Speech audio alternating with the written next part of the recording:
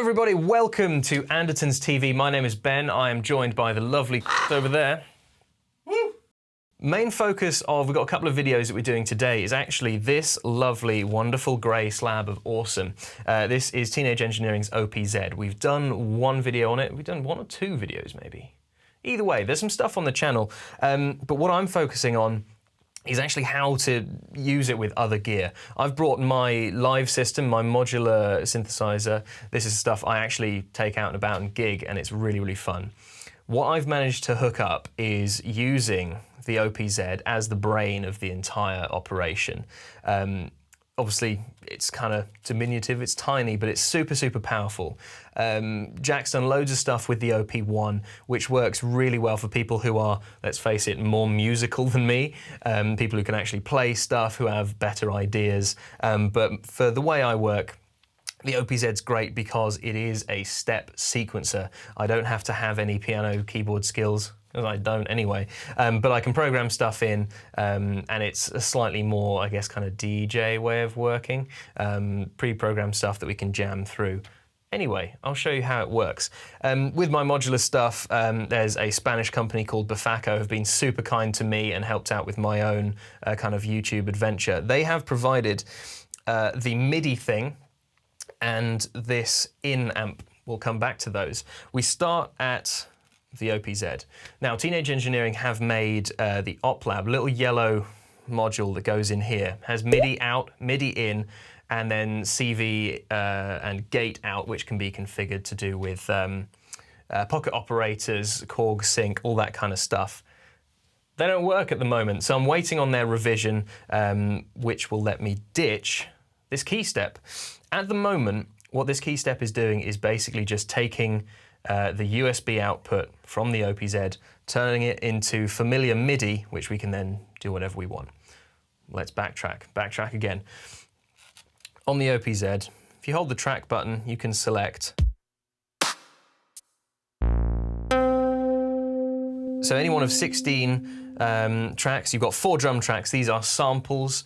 You can record stuff in. We'll get there later. But you can also just use the preloaded ones. So we have kick, snare, hats, and then sort of a sound effects one, which I'm not really using. We then have 4 melodic tracks. You have sort of a bass, a lead, an arpeggio, and a chord. All 16 of these channels actually output MIDI data as you program it in. All your familiar note stuff and sort of length of notes and things. And all of that is available just over here at the USB Type-C output. Now there's lots of jargon in this video, but we'll get through it. The OPZ with its Type-C port is actually a class-compliant MIDI host.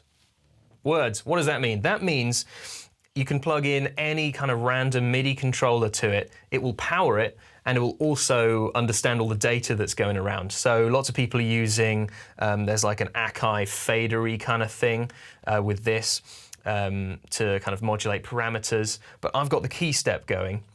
What we can do with that is if I select my melodic track that we just had, if we follow along, we've got track 1. These are MIDI channels as well. 16 tracks, 16 MIDI channels. 1, 2, 3, 4, 5, 6. If I go onto the key step, shift, MIDI channel 6, I can now play it from the keyboard. We've got a keyboard on the OPZ, but little clicky buttons, not necessarily the easiest thing to use.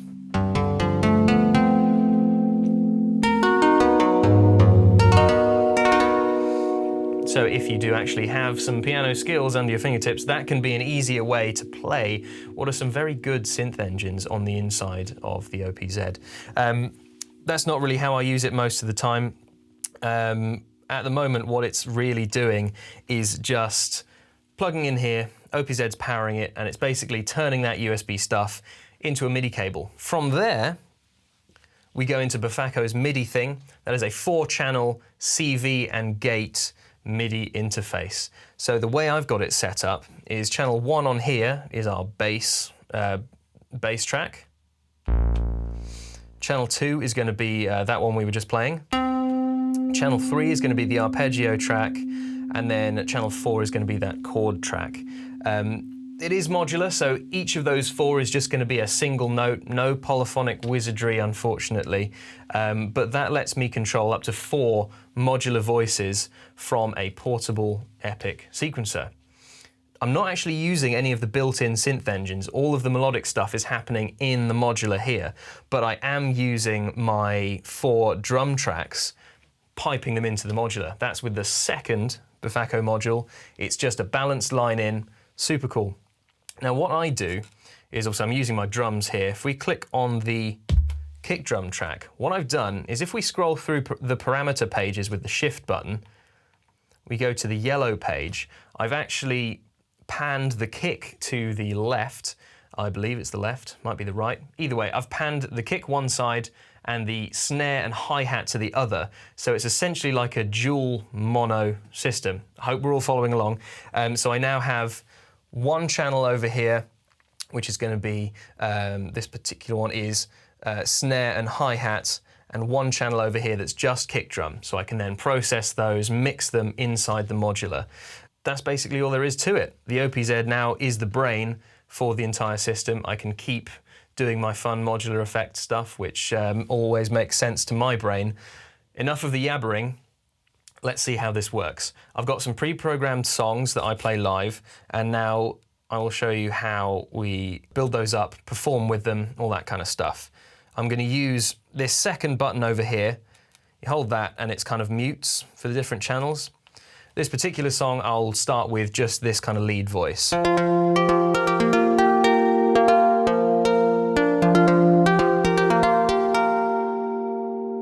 We've got some reverb going on in there, but it is 2 HP pluck, lovely string sound, and it works really well for the lead part of this song.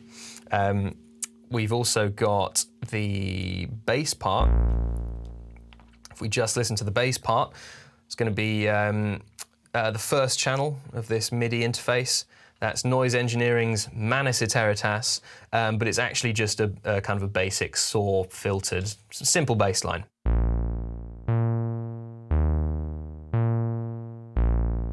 Nothing earth-shattering in there. We then have the drum tracks, and that's basically it. I'm going to perform this song for you, and hopefully you can follow along with what I'm doing on the OPZ and you can see how it's controlling things. I'll quickly run through a few things. We hold the project button. I can flip through different sequences. So there's actually 2 kind of opposing parts in this song. And the great thing about using the OPZ in this manner is you have the pocket operator style live performance track, which is this one with the little dude on it.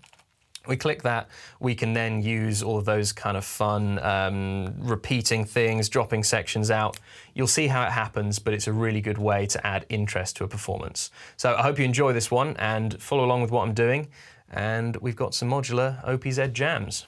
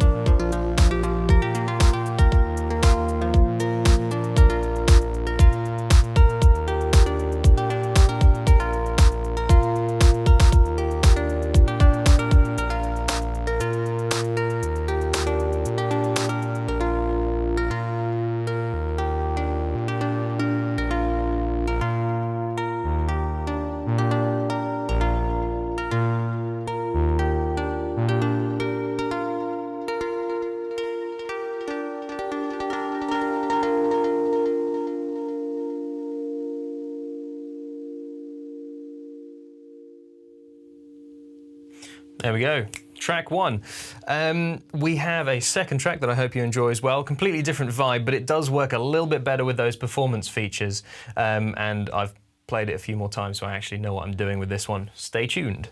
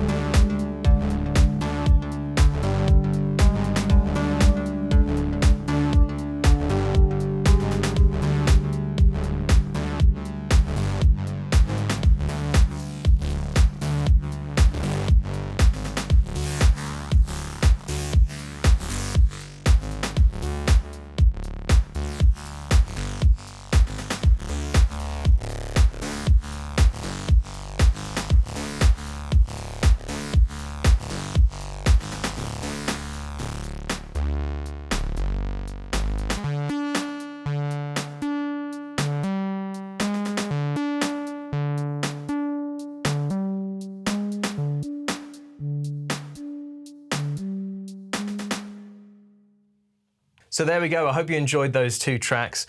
Just a little insight into the world of using my favourite little grey slab in the strange world of modular. Really useful for getting more contemporary styles working rather than what can be a very noisy and kind of unmusical sometimes to some people kind of world. but it just unites the two really well. I hope you enjoyed this video and I hope to see you around on the channel soon. Thanks for watching. Goodbye.